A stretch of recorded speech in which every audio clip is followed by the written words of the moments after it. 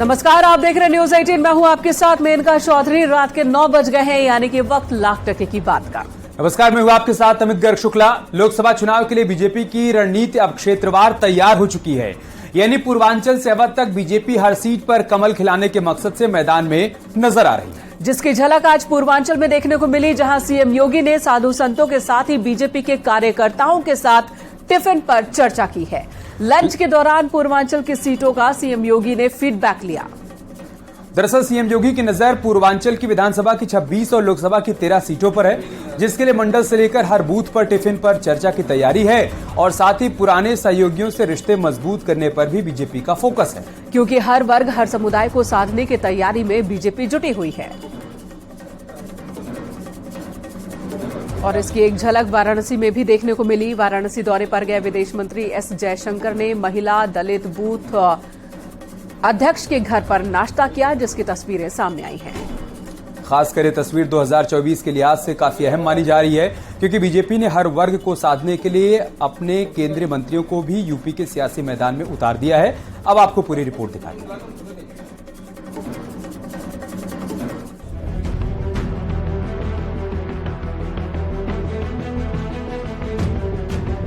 पूर्वांचल फतेह के लिए बीजेपी के दिग्गज अब मिशन मोड पर हैं। उन 26 सीटों को अपनी झोली में लाने के लिए अब टिफिन अभियान के जरिए कार्यकर्ताओं को विजय मंत्र दे रहे हैं और हर हाल में पूर्वांचल की सभी सीटों पर कमल खिलाने के लिए सीएम योगी खुद मोर्चे पर हैं। सीएम योगी 2 दिवसीय वाराणसी के दौरे पर हैं, जहां उन्होंने कैलाश मठ में टिफिन पर चर्चा की।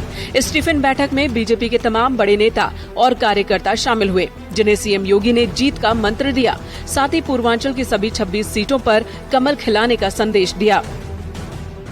कोई भी दुश्मन भारत की सीमाओं का अतिक्रमण नहीं कर सकता।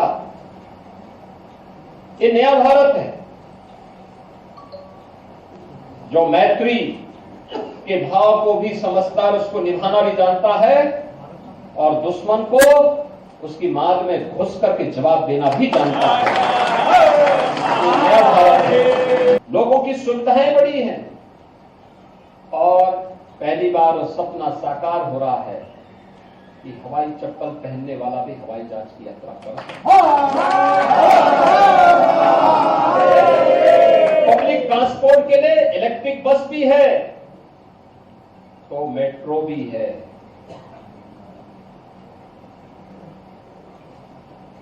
रोपवे का निर्माण भी हो रहा है।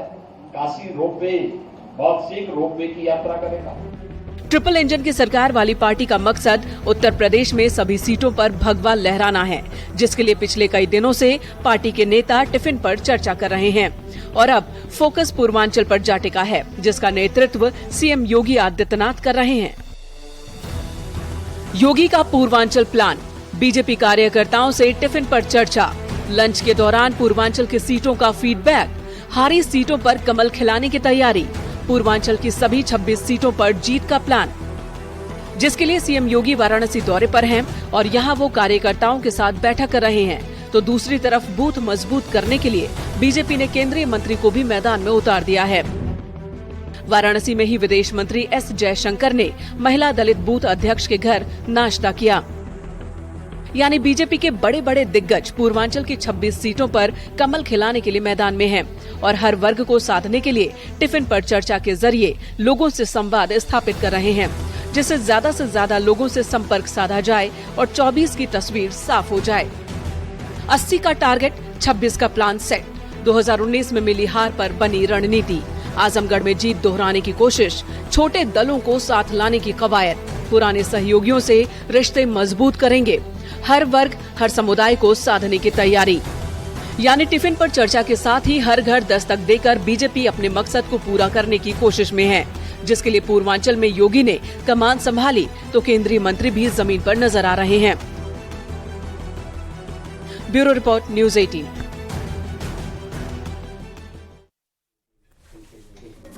इधर पहलवानों से तकरार के बीच कुश्ती संघ के पूर्व अध्यक्ष और बीजेपी सांसद ने गोंडा में शक्ति प्रदर्शन किया। इस दौरान उन्होंने खुद पर लगे आरोपों पर खुलकर कुछ नहीं बोला, लेकिन इशारों ही इशारों में बहुत कुछ कह दिया। शायराना अंदाज में ब्रजभूषण सिंह ने जहर मोहब्बत जैसे अल्फाजों का इस्तेमाल करते हुए तमाम बातों का जिक्र किया और आखिर इन शब्दों का मतलब क्या है, ये समझना भी बहुत जरूरी हो जाता है, क्योंकि उन्होंने अपने भाषण में एक बार भी पहलवानों के नाम का जिक्र नहीं किया। फिर ये शब्द किसके लिए? ब्रिजभूषण सिंह ने इश्क, जहर, मोहब्बत, बेवफा, यहां तक कि रुसवाई, शोहरत और दबे होठ जैसे भारी भरकम शब्दों का इस्तेमाल किया, जिसमें कहीं पहलवानों का जिक्र नहीं था। लेकिन ये शब्द मानो न मानो उन पहलवानों के लिए ही उन्होंने इस्तेमाल किया जिन्होंने ब्रिजभूषण सिंह पर यौन शोषण जैसे गंभीर आरोप लगाए हैं। हालांकि 15 जून तक ब्रिजभूषण सिंह के खिलाफ जांच रिपोर्ट सामने आ जाएगी, लेकिन इस दंगल का पहलवान कौन है, आपको एक रिपोर्ट के जरिए दिखाते हैं।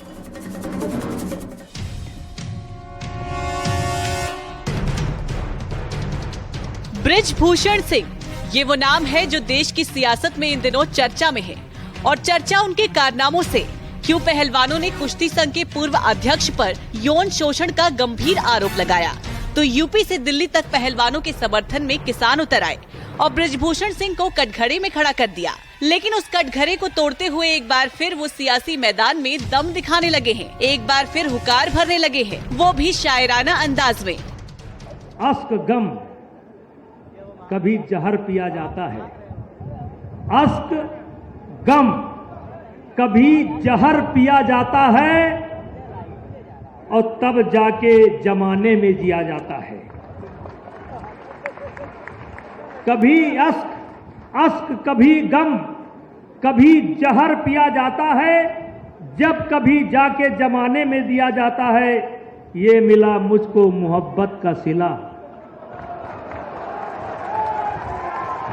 ये मिला मुझको मोहब्बत का सिला, बेवफा कह के मेरा नाम लिया जाता है।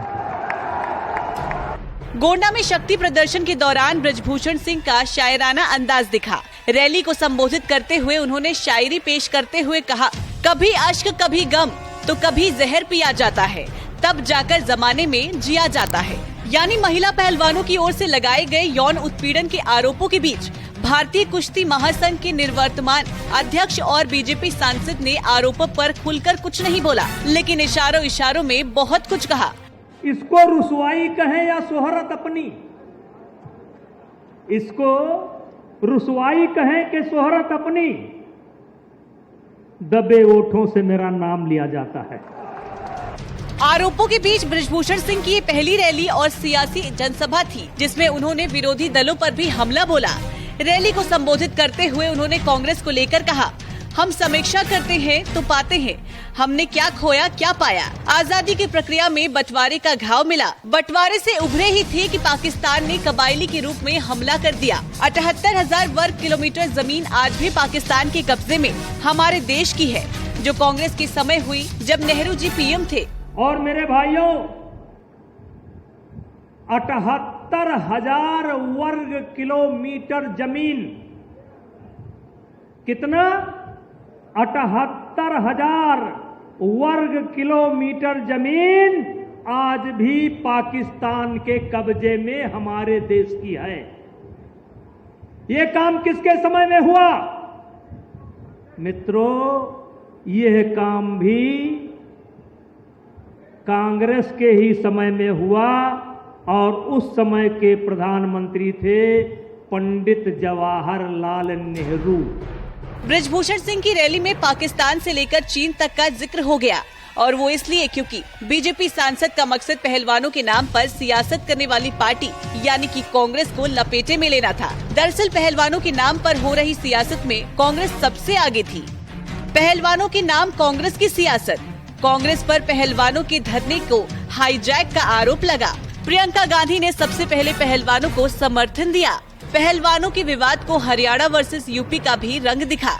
हरियाणा के कांग्रेस नेता चाहते थे कुश्ती संघ की कमान, यानी पहलवानों के इंसाफ की लड़ाई में कांग्रेस अपना फायदा ढूंढ रही थी, और यही वजह है कि ब्रिजभूषण सिंह के शक्ति प्रदर्शन में निशाने पर कांग्रेस रही। खैर 15 जून तक कुश्ती संघ के पूर्व अध्यक्ष के खिलाफ आरोपों की जांच पूरी होने की उम्मीद है। अगर ऐसा नहीं हुआ तो एक बार फिर पहलवान धरना प्रदर्शन की तैयारी में है, लेकिन उससे पहले ब्रिजभूषण का शक्ति प्रदर्शन कुछ और ही बयां कर रहा है।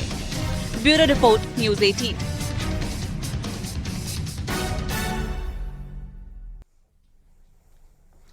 इधर धर्म के जाल में फंसाकर अधर्म का खेल इन दिनों खूब चल रहा है।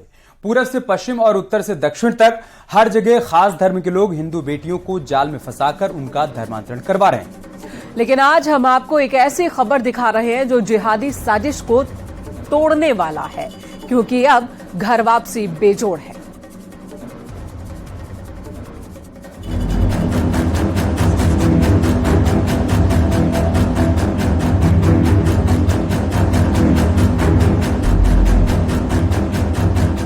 धर्म के जाल में फंसाकर अधर्म का खेल इन दिनों पूरब से लेकर पश्चिम और उत्तर से लेकर दक्षिण तक हर कहीं देखने को मिल रहा है।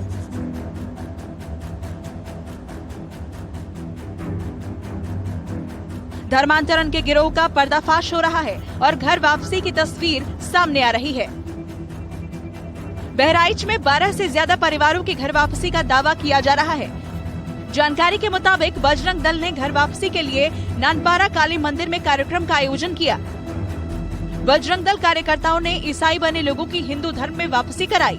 कार्यक्रम से पहले मंदिर में विधि विधान से पूजा पाठ किया गया।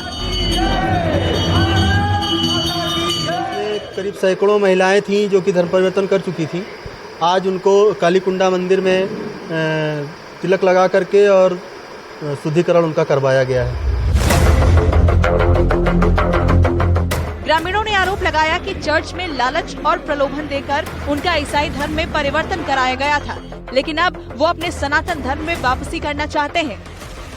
जिसके बाद महिलाओं की मंदिर परिसर में विधि विधान से गंगा जल डालकर, हाथ में कलावा बांधकर और हनुमान चालीसा का पाठ कराकर घर वापसी कराई गई। वहीं बहराइच से कुछ दूर कानपुर में भी ऐसा ही मामला सामने आया है। कानपुर के बाबूपुरवा थाना इलाके में रहने वाले जुनैद नाम के युवक ने अपनी मां के साथ सनातन धर्म अपना लिया है। जुनैद का मानना है कि उसका सनातन धर्म से सालों से नाता रहा है। सनातन रीति रिवाज अपनाने के चलते उसके ससुराल वाले उसके दुश्मन बन गए हैं और उसे जान से मारने की लगातार धमकी भी दे रहे हैं। हमको मतलब धमकी दिया करते हैं, हम आपको मरवा देंगे और आपकी माँ को, और जो हमारी वाइफ है वो भी, उनको भी बहुत आपत्ति होती है और भगवान के विषय में बहुत गंदी संदी बातें ये लोग सब किया करते हैं। जुनैद का दावा है कि बचपन में उसकी आंखों की रोशनी खत्म हो गई थी। लाख इलाज कराने के बाद भी उसकी आंखों की रोशनी नहीं लौटी। पड़ोसियों से जानकारी मिलने के बाद उसकी मां शोभन सरकार आश्रम पहुंची। यहां महाराज के आशीर्वाद से उसकी आंखों की रोशनी लौट आई है। उसके बाद से उसका सनातन के प्रति विश्वास और बढ़ गया है, लेकिन उसके ससुराल वाले इन सब के खिलाफ हैं। ऐसे में अपनी सुरक्षा के लिए उसने पुलिस से गुहार लगाई है। ऐसा मामला संज्ञान में आया है, उसने एप्लीकेशन दिया, उसकी जाँच कराई जा रही है और उसके बाद विधिक कार्रवाई की जाएगी इस पर। धर्म परिवर्तन की ऐसी ही तस्वीर यूपी से अलग छत्तीसगढ़ में भी दिखाई दी। जशपुर में 17 लोगों की हिंदू धर्म में घर वापसी होने का दावा किया जा रहा है। जानकारी के मुताबिक कई साल पहले इन लोगों ने सनातन धर्म छोड़कर दूसरा धर्म अपना लिया था, लेकिन अब वो वापस सनातन की राह पर चलना चाहते हैं। ऐसे में जनजातीय सुरक्षा मंच के राष्ट्रीय संयोजक की मौजूदगी में सभी ने विधि विधान के साथ घर वापसी की। ये धरती का धर्म है और इसलिए हमको वापिस आना चाहिए और इसलिए कितने लोग वापिस आए? 3 परिवार के 17 लोगों। सभी 17 लोगों ने घर वापसी के बाद प्रशासन को शपथ पत्र सौंपा है और अपनी मर्जी से धर्म परिवर्तन की बात कही है। गणेश भगत का बात सुन के मेरे को ऐसे लगा कि मैं उसी धर्म में जाऊंगा, हिंदू धर्म में वापस आऊंगा, ताकि मैं हिंदू धर्म में वापस आ गया। जनजातीय सुरक्षा मंच का समिति में जुड़ा हुआ हूँ मैं और अभी तक हूँ और मेरा परिवार सहित अभी हिंदू वापस आ गए हैं। हम लोग हिंदू। घर वापसी करने वाले सभी लोगों से अपील की गई है कि वो सनातन की परंपरा का पालन करें, किसी के बहकावे में न आए और अपने धर्म को मजबूती दें।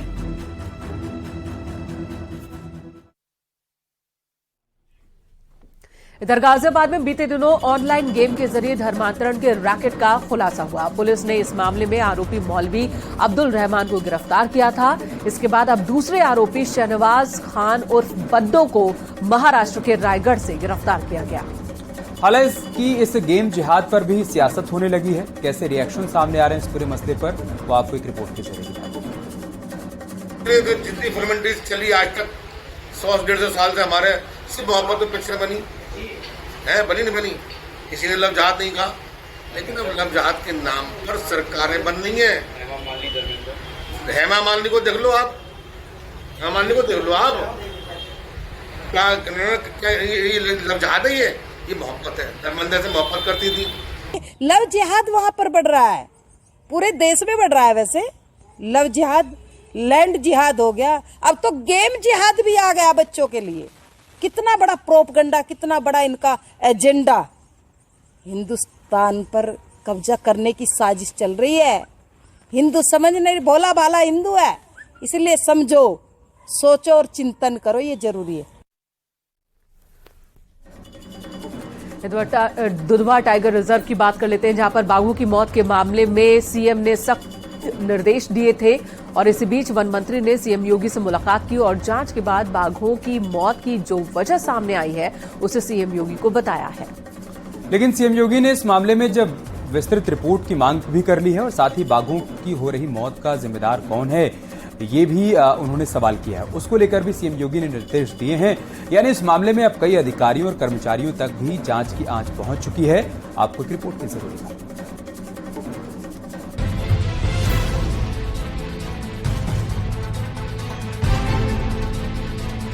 दुधवा टाइगर रिजर्व में महज 10 दिनों के अंतराल पर 3 बाघ और 1 तेंदुए की मौत के बाद से अब सरकारी तंत्र एक्टिव हो गया है।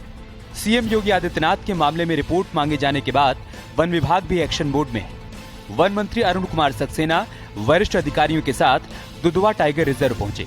सीएम योगी के आदेश के बाद मामले की जांच कराई गई, सरकार की ओर से कार्रवाई भी की गई।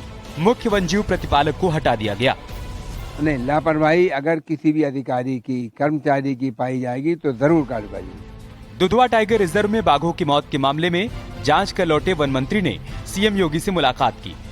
जांच के बाद वन मंत्री ने सीएम योगी को बाघों की मौत की वजह के बारे में जानकारी दी। सीएम योगी ने विस्तृत जांच रिपोर्ट मांगी। अब वन मंत्री सीएम को विस्तृत जांच रिपोर्ट सौंपेंगे।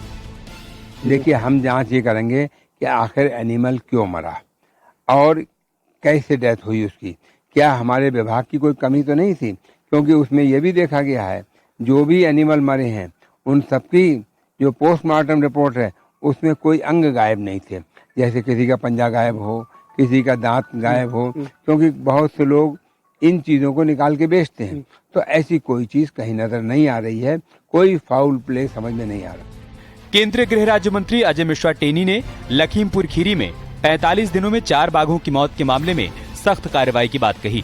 उनका कहना है कि बाघों की मौत के जिम्मेदार दोषियों के खिलाफ सरकार सख्त कार्रवाई करेगी। संबंधित मंत्री आए थे, उन्होंने जांच किया है, सरकार कार्रवाई करेगी।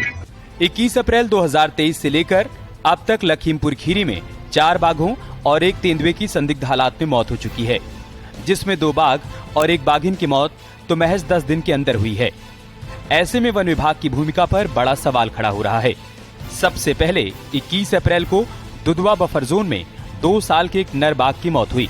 फिर 31 मई को दुधवा बफर जोन की उत्तरी निघासन रेंज में 4 साल के एक नर बाघ की मौत हो गई, जिसके बाद बीते 3 जून को मैलानी रेंज के रामपुरा गांव में घुसी बाघिन के रेस्क्यू ऑपरेशन के दौरान संदिग्ध हालात में उसकी मौत हो गई। शुक्रवार 9 जून को भी 7 साल के बाघ की मौत हो जाने के बाद हड़कंप मच गया। और इंजरी की वजह से सेप्टिसीमिया हो और बात हो वो तो अलग है, लेकिन अगर उस पर कहीं चोट आ रही नजर तो इन फाइटिंग है, किसी और एनिमल से फाइटिंग है। और टाइगर की फाइट टाइगर से ही होगी, कोई मामूली जानवर थोड़ी लड़ सकता। 4 बाघों की मौत के बाद वन विभाग की टाइगर मॉनिटरिंग व्यवस्था पर बड़ा सवाल खड़ा हो गया है, जिसे देखते हुए खुद सीएम योगी ने अब वन मंत्री से विस्तृत जांच रिपोर्ट मांगी है। इधर G20 देशों के मेहमान आज वाराणसी पहुंचे। सबसे पहले एयरपोर्ट पर तिलक लगाकर उनका स्वागत किया गया। एयरपोर्ट से गंगा तट तक भारतीय संस्कृति और कला के रंग देखने को मिले। दुनिया के दिग्गज देशों से आए मेहमानों का स्वागत ऐसा हुआ कि वो काशी को देखते ही रह गए। गंगा घाट पर दिव्य गंगा आरती का नजारा दिखा। घाटों को दुल्हन की तरह सजाया गया था। गंगा आरती के वक्त विदेशी मेहमानों की मौजूदगी रही। इस दौरान विदेश मंत्री एस जयशंकर भी वहां पर मौजूद थे। तस्वीरें हम आपको दिखा रहे हैं। गंगा आरती के दौरान अद्भुत नजारा यहां पर देखने को मिला और साथ ही साथ विदेशी मेहमान बोट पर सवार होकर वाराणसी की दिव्यता और भव्यता को निहारते हुए नजर आए। संकल्पं गृणीमः प्रतिज्ञां जगो सप्तस्यादतै वैति दो कृष्ण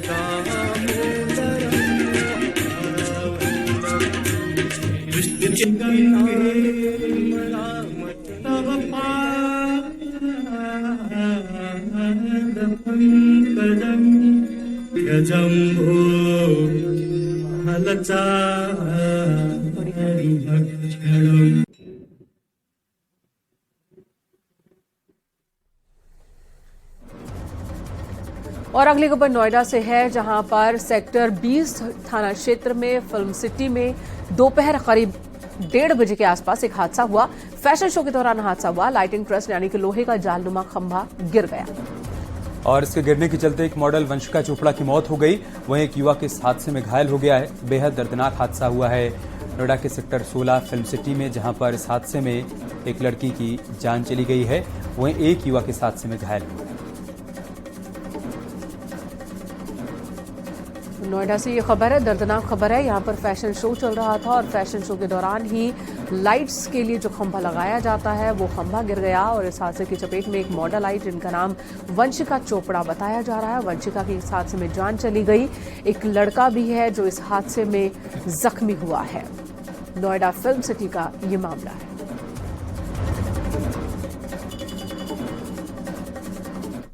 एक निजी स्टूडियो में फैशन शो के दौरान लाइटिंग ट्रस्ट गिरने से 24 वर्षीय वंशिका चोपड़ा पुत्री पवन चोपड़ा की मृत्यु हो गई। साथ ही साथ एक अन्य पुरुष जिनका नाम बॉबी राज है वो भी घायल हुए और उनका इलाज इस समय कैलाश अस्पताल में चल रहा है।